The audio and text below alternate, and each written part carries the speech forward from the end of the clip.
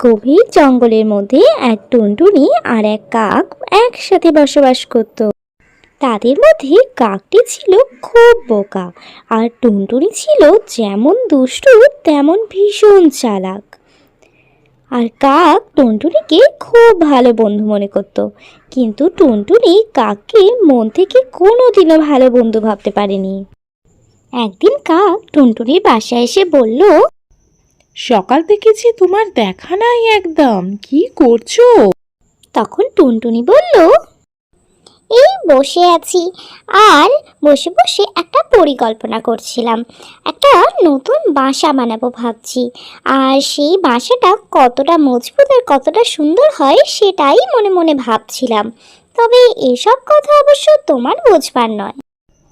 আমার অত বড় বাবা অট্টালিকার দরকার নেই, একটা খড়কুটো দিয়ে মাথা রাখার ঠাঁই হলেই আমার যথেষ্ট।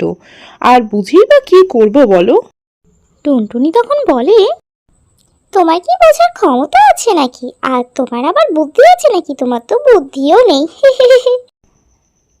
এই শোনো টুনটুনি, তুমি কিন্তু আমার বুদ্ধি নিয়ে একদম কথা বলবে না। সব সময় তুমি আমার বুদ্ধি নিয়ে অপমান করো। আর সেটা যদি বলতেই হয়, বুদ্ধি যদি আমার কমও থাকে, তোমার তুলনায় আমার শরীরের শক্তি কিন্তু অনেক বেশি। টুনটুনি একটু বুদ্ধি খাটিয়ে তারপর বলে, অনেক হয়েছে, আর বলো না তো কিছু। তোমার চেয়ে শক্তি আমার কম কিছু নেই। আমি দেখতে ছোটখাটো হলে কি হবে, আর তোমার থেকে বুদ্ধি আর শক্তি দুটোই আমার অনেক বেশি। কাক তো বেজায় রেগে আগুন। রেগে গিয়ে সে বলল, তুমি আমাকে সব সময় অপমান কেন করো গো? এটা কিন্তু একদম ঠিক নয়। বুদ্ধি না হয় তোমার একটু বেশিই আছে, কিন্তু শরীরের শক্তি আমার অনেক বেশি তোমার চেয়ে, সেটা তুমি মানো বা না মানো। আর এটা যদি প্রমাণ করেও আমি দেখাতে পারি, তাহলে তুমি কি করবে বলো? আমি একটা প্রতিযোগিতার আয়োজন করছি, চলো তুমি কি সেই প্রতিযোগিতায় নাম দেবে? তাহলে সেখানেই আমি প্রমাণ করে দেবো কার ক্ষমতা বেশি।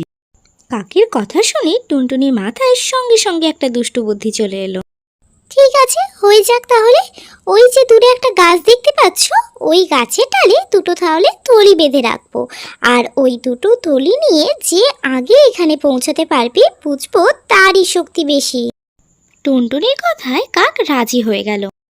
তারপর চালাক টুনি দুটো থলি নিয়ে এলো। একটি থলিতে বালি ভর্তি করে রাখলো, আর নিজের থলিটাতে রাখলো তুলো।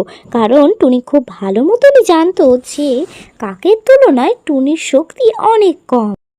নির্দিষ্ট দিনে প্রতিযোগিতা শুরু হয়ে গেল, আর টুনি সঙ্গে সঙ্গে দৌড়ে গিয়ে ওই ডাল থেকে যে থলিতে তুলো আছে সেটা তুলে নিল, আর কাক নিল বালির থলিটা।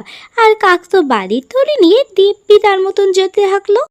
তবে কিছুটা রাস্তা যাওয়ার পর কাকের বালির থলি নিয়ে বেশ কষ্ট হতে লাগলো, আর টুনি তো তুলোর থলি নিয়ে দিব্যি উড়ে উড়ে চলে গেল। কিন্তু হঠাৎই মাঝ রাস্তায় বৃষ্টি শুরু হয়ে গেল, আর টুনির তুলো ভীষণ ভারী হয়ে গেল, আর টুনি পড়ে গেল মাঝ রাস্তাতেই। আর তাই দেখে কাকও সঙ্গে সঙ্গে নিচে বসে পড়ল। এ কি টুনটুনি, তুমি পড়ে গেলে যে? তোমার গায়ের বল তো বলো আমার থেকে অনেক বেশি, তাহলে তুমি কি করে পড়ে গেলে? আমাকে ক্ষমা করো কাক ভাই, আমি এখন বুঝতে পেরেছি অন্যের জন্য গর্ত খুললে সেই গর্তে নিজেকেই পড়তে হয়। টুনি তখন সব সত্যি কথা বলল, তারপর নিজের সমস্ত দোষ সে স্বীকার করে নিল। ঠিক আছে, সব ভুলে আজ থেকে আমরা বন্ধু হয়ে যাই তাহলে। হ্যাঁ, আজ থেকে আমরা তাহলে প্রকৃত বন্ধু হলাম। এরপর থেকে টুনি ও কাক দুজনে প্রকৃত বন্ধু হয়ে খুব সুখে শান্তিতে দিন কাটাতে লাগলো। ছোট্ট বন্ধুরা, আমার গল্প তোমাদের কেমন লাগছে তোমরা কিন্তু অবশ্যই জানিও। আর যদি কোথাও ভালো লেগে থাকে তাহলে চ্যানেলটা সাবস্ক্রাইব করে দিও। টাটা।